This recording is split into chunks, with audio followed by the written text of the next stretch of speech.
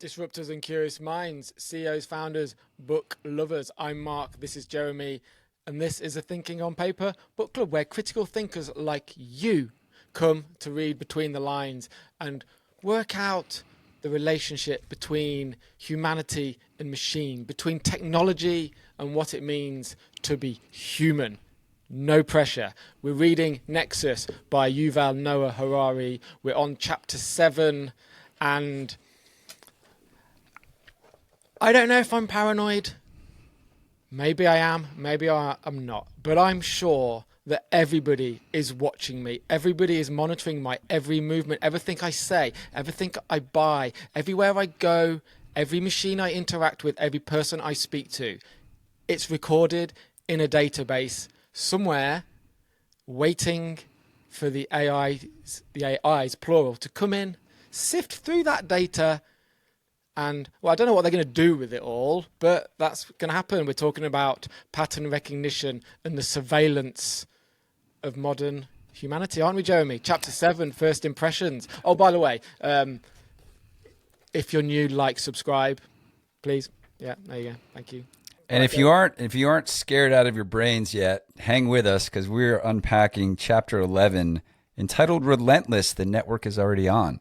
It is scary. It's a scary chapter, and I kept questioning am I being paranoid? Is it? Should we have this conversation? We'll scare people.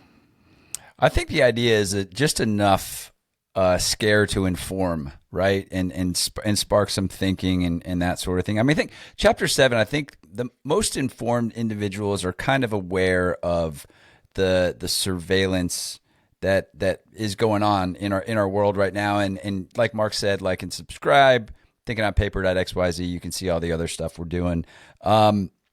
Recently in the news, Apple had to pay $90 million, which is a drop in the damn bucket, because Siri was listening to our conversations without us knowing it and using that information to serve us with ads and do all the fun things. Guess what, Mark? According to that payout, which I think I heard was like 2 hours of profit for Apple, comes down to $20 a person. $20 a person. Your privacy, Mark, is worth $20. How about that? Well, that's why I don't have an Apple. But $20, the cost of my privacy. Yeah. Yeah, so first impressions, let's dive right in. He always starts kind of high level and then trickles down into deeper things. A couple of things that I circled and highlighted just on the front end of this thing is, bureaucrats' role in monitoring populations, right? Since the beginning of time, really, there would be just, liaisons of the crown, liaisons of the ruling party that kind of infiltrate and figure out what's going on in all these remote villages and that sort of thing. And really, we're doing the same thing just with better technology now. It's gathering data, it's analyzing patterns, it's seeing if individuals are doing things according to the script or off script, right? Who writes the script? That's the thing, right? That's the thing. So I don't know. I should have done this. I should have done this in my show prep. But this guy, Nikolai, how do you pronounce his last name? Ceausescu. Ceausescu. I should know that.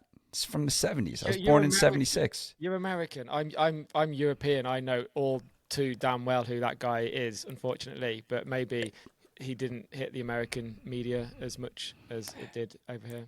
And that's the definition of thinking on paper, covering both sides of the coin, guys. For the feeble-minded Americans, blinders, Americans, right? Yes, some things slip through the cracks for me. But let's break this thing down. So 1970s, we're in Romania. There's a secret police, just like every diabolical regime has a secret police, right? And non-diabolical regime. Let's be balanced. Yeah, today's regimes too, and we can talk about that. So a few Romanians get together. They decide to write to Radio Free Europe. They're trying to break through a couple of things that they see going wrong. It causes this guy Nikolai to literally collect 20 million handwriting samples to find the culprit. What a great use of funds. What a great use of time and energy. Also requiring the registration of state-owned typewriters. And Mark, if you had a typewriter in Romania in the 1970s, you'd be required to turn in its fingerprint, which is, I guess, that little thing that all typewriters have that, how it types. Is that what that is? Yeah. And what you've just painted a really good picture of what it was. I mean, obviously, taking people's handwriting, having to register to use a typewriter, and what do you do with all that data? It wasn't so much the surveillance, it was the fear that it instilled. And that, like, Romanian in the 70s, like the Ceausescu, it was all about fear. Fear. Are they watching you? They might be. They've got your fingerprints, they've got your typewriter, they've got everything, so it's fear mongering. And that's what it was like. Terrorism. Stalin. Yeah. Just like Stalin, we talked about that last time, very similar, right? And it's like, yeah, it's to live in that regime or to live in that world where that's happening. It's got to be crazy, and it's got to, like, I don't know. I the scary thing for you. Okay, so people who are just tuning into chapter 7 haven't listened to chapter 6, 5, 4, 3, 2, 1.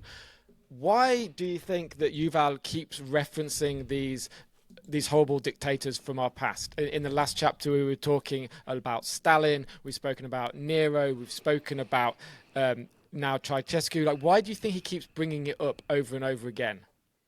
The thing that's really interesting to me with that question, and speaking of questions, drop them in the chat, guys. We'll jump on them as soon as we see them. These are patterns, and the reason why he brings up these individuals using these patterns, they're the same patterns, man. Like, it's the same framework, the same patterns that are being used, and they're actually being used today. And they're being implemented today. I mean, especially like what we're starting to witness, here in the US, like a lot of these things are being implemented, and it's coming out of a similar playbook. And I think a lot of people are not in tune with that. I'm in tune with that more because I'm reading this book. It's super timely. And it's super scary. Like, it's a bit frightening, but understanding that the patterns are recognizable, just like AI recognizes patterns, we can recognize patterns and kind of predict where this train's going, in a way. Did I answer your question? You did, yeah. I think that he keeps bringing up these because we kind of walk a very fine line, humanity does, and we're always on the verge of falling off that line one way or the other. And he keeps bringing up these nefarious dictators from our past to remind us of how often and how easily and how readily we fall the wrong way off this line. And it's all just hammering home the information networks, the analysis of data, that we're just going into this age where there was two barriers to this kind of mass surveillance in the past, and that was there were legal limits placed on it and there were technical boundaries placed on it, to various degrees. And the technical boundaries are no more, or will soon be no more. The things that stopped Stalin, the things that stopped Ceausescu, the things that stopped Nero going right back, they no longer, or will soon no longer exist. Well, but check this out. This hit me right between the eyeballs, man, in a big way.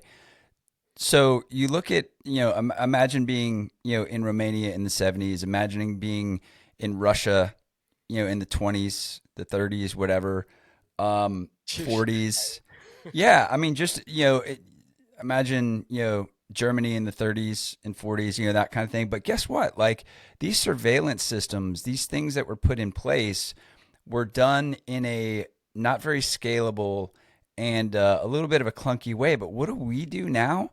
We carry these things around that, like, enable all of the shit that we were trying to avoid back in the day. Like, that stuff is now automatically enabled by devices. And this, I keep pointing back to this, like, this trade-off, and we talk about it a lot, this, like, security for convenience trade-off, right? And I use Waze as an example, not because I hate Waze, because I put in Waze a lot and it gets me from point A to point B. But in doing so, my data on where I go, when I go, how fast I go is going somewhere else. But it's easier than me pulling out Rand McNally's atlas and trying to get to my business meeting, right?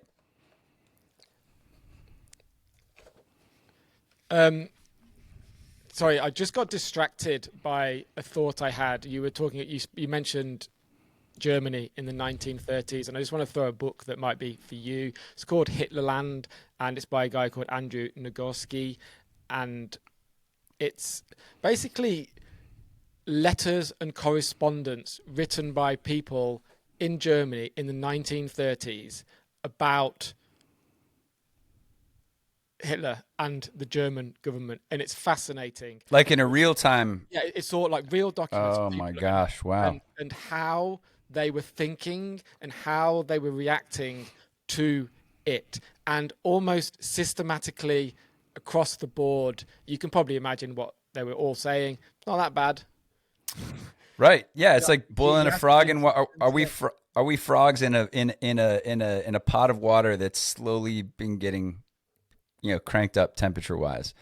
But yeah, so Hitlerland, read that. But jumping back to what you were saying, I want to read a quote. By 2024, we are getting close to the point when a ubiquitous computer network can follow the population of entire countries 24 hours a day. This network doesn't need to hire and train millions of human agents to follow us around. It relies on digital agents instead. And the network doesn't even need to pay for these digital agents. Citizens pay for the agents on our own initiative, and we carry them with us wherever we go. And obviously, I know that. We all know this.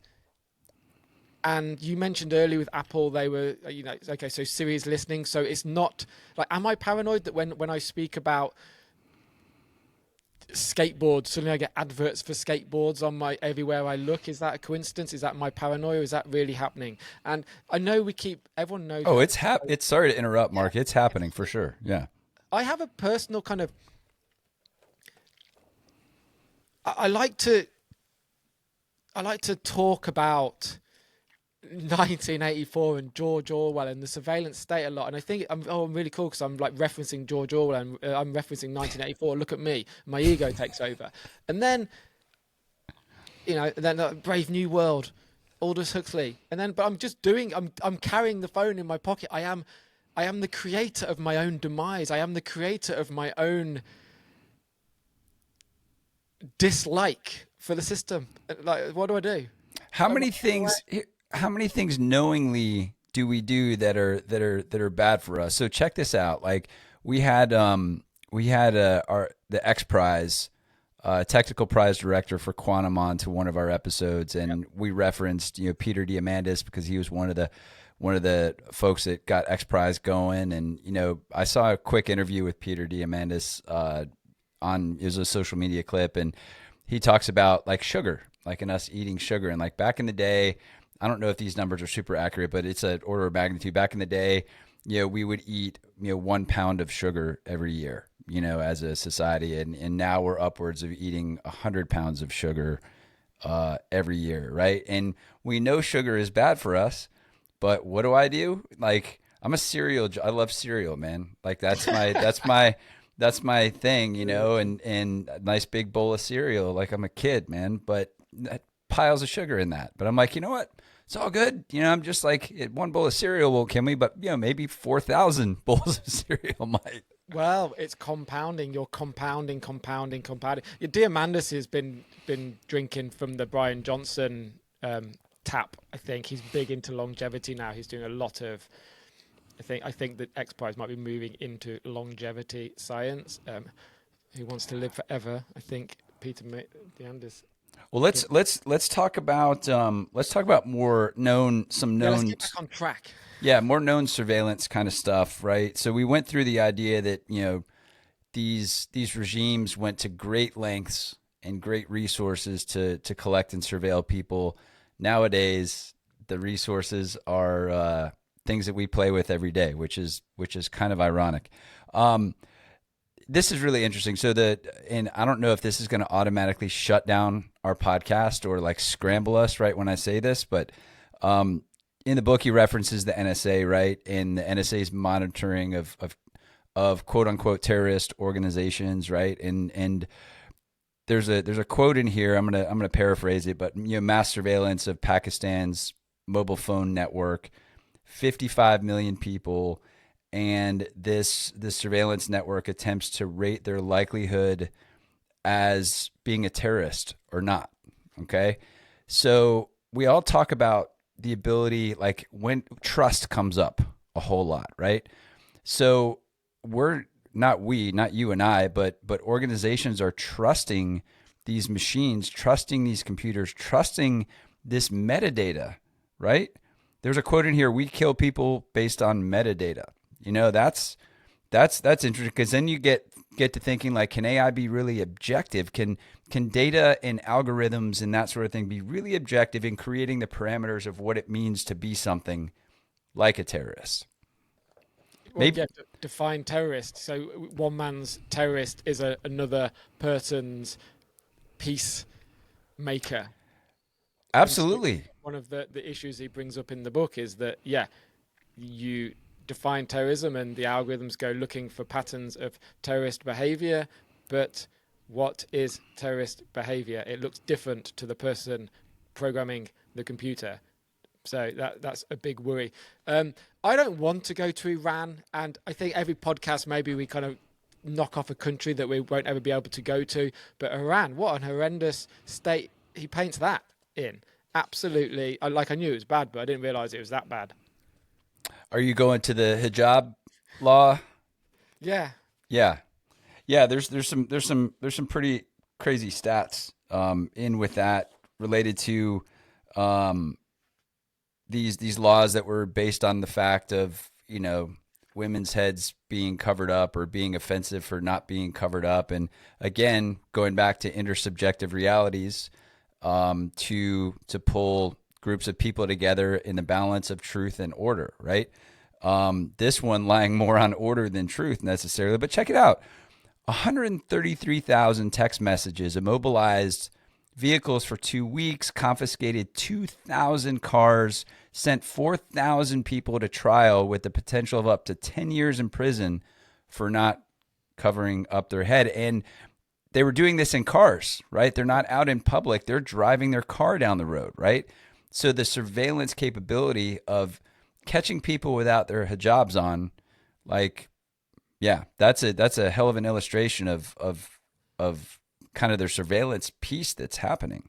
Yeah, they were literally using face recognition algorithms through car windows as they were driving along, and then finding that person and then texting them before they even got out of the car with a fine or with a warning, however it might be. And then in September 23, on the anniversary of Mahsa Amini's death, Iran's parliament passed a new and stricter hijab bill. According to the new law, women who fail to wear the hijab can be punished by heavy fines and up to 10 years in prison. They face additional penalties, including confiscation of cars and communication devices, driving bans, deductions in salary and employment benefits, dismissal from work, and prohibition from accessing banking services.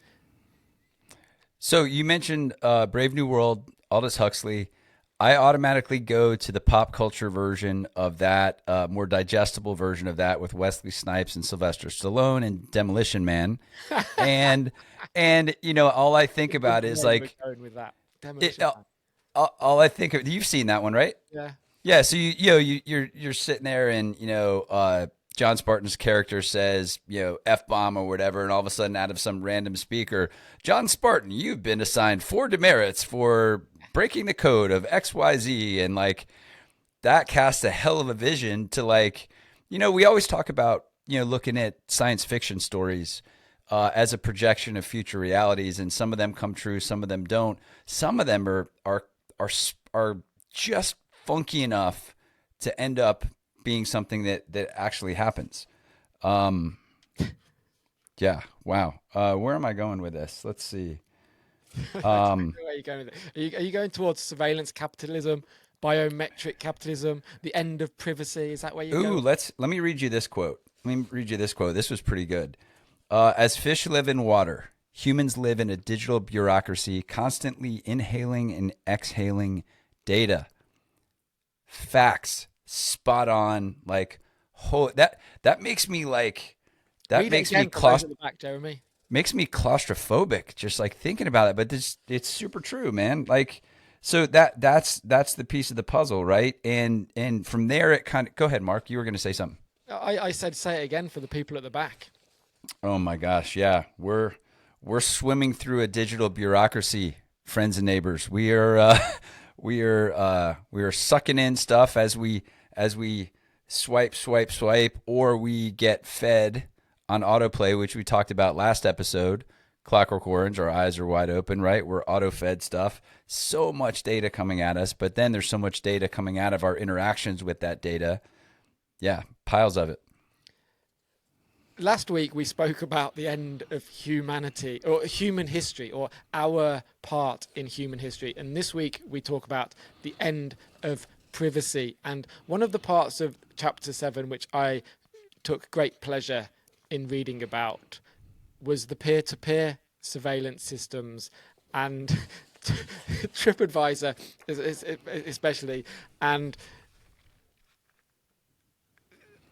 how much TripAdvisor and peer-to-peer surveillance systems like TripAdvisor have changed our relationships is absolutely mind-bending, because I don't know what percentage, it's very, very high.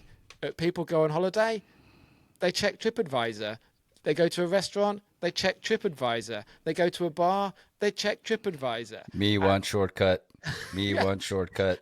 Someone to think for themselves. TripAdvisor says this restaurant is good, even though the score's been made by outliers who either love it or hate it, and most probably hate it, so you probably shouldn't trust it. But it's got waiters and waitresses like scared to although I have to say that I don't think TripAdvisor's quite reached France, because the waiters and waitresses don't give a crap how they treat you. But beyond the borders of the country I live in, yeah. No, it's yeah, and how does that affect things in the whole? There's a construct of like it's easier to leave a bad review than a good review, right? So if you leave a good one, it's like great job. If you leave about, oh, I walked in and this guy, there was a hair in my salad, and then the fork was dull, and my napkin was slightly tinted a different color than my pants, and like it's just easier. It's facts. It's easier to say something negative about something than something positive. So those large systems, and could that be a self-correcting mechanism though? That's an interesting piece. Like, could that rating system in a way be labeled? Because we talk about self-correcting mechanisms. Our host and author talks about self-correcting mechanisms. Is that one?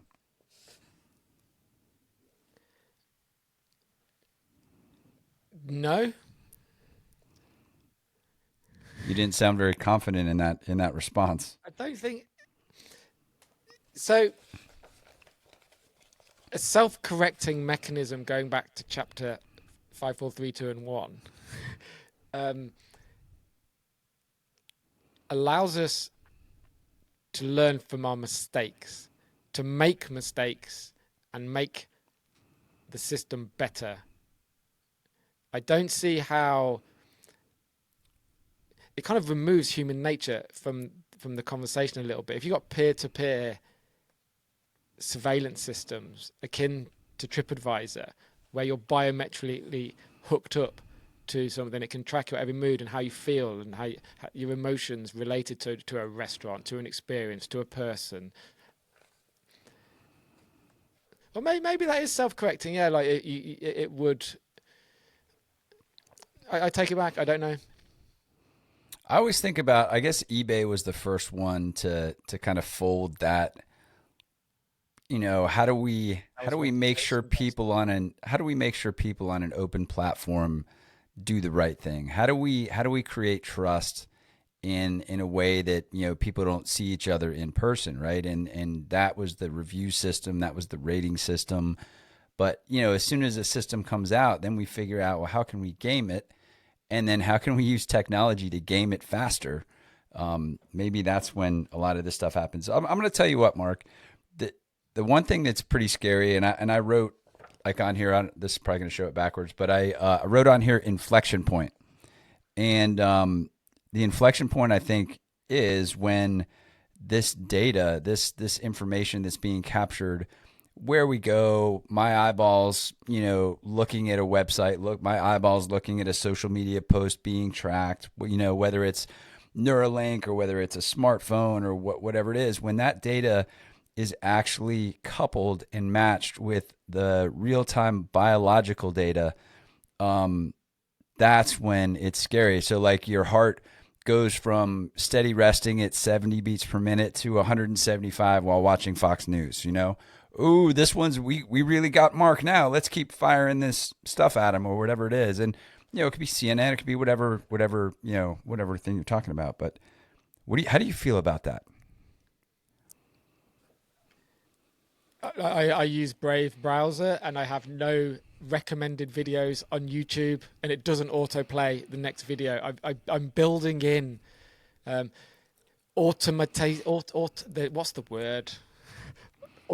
Automated security provisions, automated privacy which conditions. I don't have to worry about. I don't have to think about it because they're there. So if I do go on YouTube and watch 20 minutes of Fox News, God forbid, I won't be hounded by the algorithms who try to change what I watch. Like for the next video, I'm going to have to choose for myself what I want to watch. I have to search for it manually. There's no recommendations. So what do I think about it? I think it's pretty scary. And I'll go back to the beginning and I read it. And I think I started with, this is scary. Unfortunately, social credit algorithms combined with ubiquitous surveillance technology now threaten to merge all status competitions into a single, never-ending race.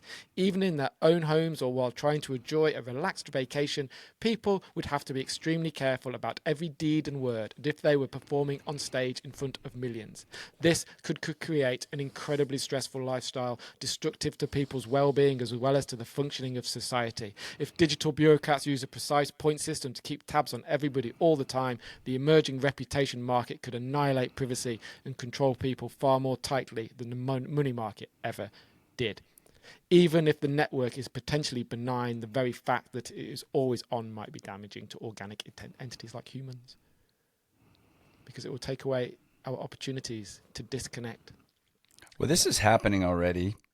China has the social credit system. I don't know a ton about it, just, tangentially aware of what's going on over there. But, kind of the idea of assigning points for everything, Harari talks about it as being this new kind of money, this new value exchange, right? A standardization, he calls it, standardized valuation of the reputation market. And as I think about that initially, the idea of creating value to things that don't have inherent financial value could be interesting in one way, like doing something really good for the world, right? Helping a grandma across the road, basically teaching people who don't know how to speak French in France, to do so, doing these things for the betterment and for the good. But then I start thinking about okay, how is that going to be gamed and played? And this quote, a comprehensive social credit system, you reference this, will annihilate privacy and effectively turn life into a never-ending job interview. that sounds like hell to me. Oh my God, right? Yeah. Jeez. That sounds like a Black Mirror episode, doesn't it? Where you help the old lady across the road, and ka-ching, you get 10 tokens, and then you walk into a shop and you hold the door for someone, you get 10 tokens, and you say please, and you say thank you, you get 10 tokens, and like everyone's walking around this Black Mirror episode with the little energy bars going up above their heads, and then when they get home, they cash in those points for, I don't know, some kind of strange reward.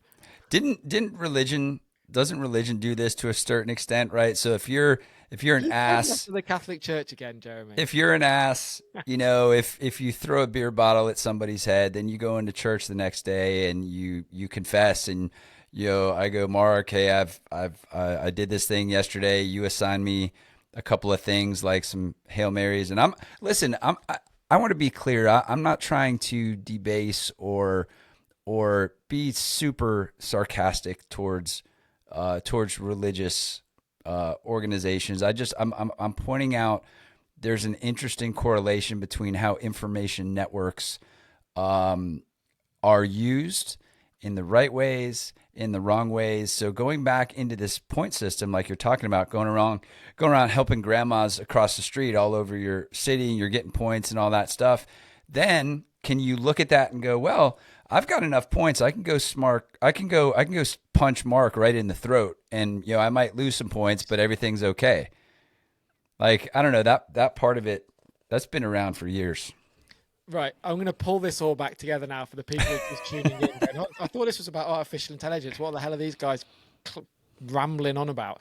Okay, the point to remember in all of these examples we've given is that the algorithms will be making the decisions. So in all of these dystopian futures that we're painting, or this dystopian present that we're painting, the idea is, read the book, that the person is out of the loop, the human is out of the loop. And we spoke about this last week, about these self-learning algorithms, and I was reading something this week about language models becoming teachers and teaching other language models, and like taking the learning and taking the data sets away from the human input, and the language models training other language models, a school of AI teaching other AIs in the ways of the algorithm. And once the trajectory has been programmed, depending on whose view you take, it's kind of set. I mean, there are people who say that that's not the case, and you can edit and you can change and you can update and you can remove from the language model. But I'm not sure that we should be taking that risk, even though we probably are going to be. And I think that's the key point of Nexus, isn't it? This chapter, for me at least, anyway. I think you're absolutely right. And man, that it's hard to not live in this dystopian discussion space, this dystopian thinking space, while we're reading this. And I hope there's as we get towards the later chapters, we get into a point where it's like, okay, but there's still time, Mark. There's still time, and here's what we can do. And I don't know. I hope to. I'm not saying and Harari's not like a hyper negative, he's not hyper negative in a lot of it, but it's like, this is the real thing, guys. I'm laying it out. Dystopian futurist. That's what I would call him. Like, if you're on the show, I don't think he's coming on the show. I'm going to just read, just in our defense, because people think that we're mega paranoid dystopian peddlers of doom.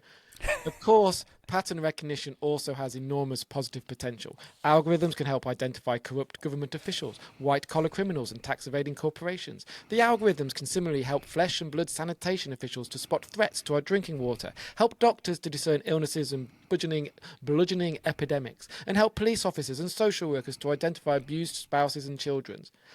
In the following pages, I dedicate relatively little attention to the positive potential of algorithmic bureaucracies, because the entrepreneurs leading the AI revolution already bombard the public with enough rosy predictions about them. My goal here is to balance these utopian visions by focusing on the more sinister potential of algorithmic pattern recognition. Not just us. Transition. I wish I had some sinister music in my little transition buttons here, but I don't. What would you play? I don't. We could go with this one. All right. We have to do this, actually. That's a great idea. Can we have some really upbeat kind of Little Red Riding Hood music? Little Red Riding Hood. I love it. Some really nefarious doom music. And whenever one of us speaks about something really positive and utopian, we play the one. And whenever we go all dystopian and doom, we play the other. Challenge accepted, Mark. Challenge accepted. Let's see. Last quick thing I think to talk about. I think as we wrap this up. I don't know. This stuff's been going on for a while, right? throughout history, surveillance has been going on. It's getting a hell of a lot more efficient. We're enabling it as users of devices and platforms and that sort of thing. Here's one quick thing to take away. In 2023, there was roughly one camera per every 8 people across the globe. One camera per every 8 people across the globe. 1 billion CCTV cameras monitoring our every move. And I bet that's 20%, 30% higher now. Yeah. I guess the last quick thing, and I don't want to get too deep because we're already at 35 minutes. We try to keep these relatively accessible and digestible. Sorry, guys. The idea that about exceptional times, and he defined, exceptional times often require more surveillance, right? Or exceptional time because of this thing that happened. I need more access to everyone all the time. And at that point, there's an intersubjective reality created that people buy into and go, yeah, I guess that's right. Yeah, okay, here you go. Old chestnut, yeah. Here you go. So that's something to think about. Guys, we're really chipper individuals. We really are positive guys. We're trying to work our way through this. We're trying to inform folks about these kind of systems and processes that relate to AI, because it's a topic that we're all talking about in a number of ways. Thinkingonpaper.xyz, you can see some of our happier episodes. We talked to some great minds. We have Kevin Kelly. Kelly's coming. Kevin Kelly is coming on the show, and that's going to be great. It's in April. We're going to do a big special event for that. How do we want to close this up? Let's stay upbeat, Mark. So let's stay upbeat. Okay, I won't read the first line of chapter 8, which please don't. In the gulag. I'm not laughing at. No, definitely not. Obviously. Let's end with Kevin Kelly. So we're looking for 10 of the biggest Kevin Kelly fans on the internet. If you are a Kevin Kelly fan, get in touch with us, because we've got a little competition which you'll want to hear all about. So calling all Kevin Kelly fans. Should we, as a thought experiment, should we spin up an algorithm to determine the number one Kevin Kelly fan of all time? Well, yes. I'll leave that to you. We need 10. No, we're going to have 10. We need 10. The top 10. I like it. Kevin Kelly fans, come see us. Thinkingonpaper.xyz. Chapter 8 coming next week. We've got some guests coming up that we're excited about. Thanks for listening. Mark, closing thoughts? Next week on our main show, we are interviewing a very special guest who is building data centers in space. I'm so excited that these guys are coming on. Like, I'm a data center nerd. I worked in the data center space for so long, and to have these guys take time out of the day to jump in and talk about how we're putting data centers in lower Earth orbit to take advantage of all kinds of fun stuff up there. I can't wait to hear you nerd out and tell us everything you know about data centers on Earth and how they will or won't work or function in space. This is going to be epic. Thinkingonpaper.xyz. Be curious. Stay disruptive. Keep thinking on paper. We'll see you next week. Bring your books.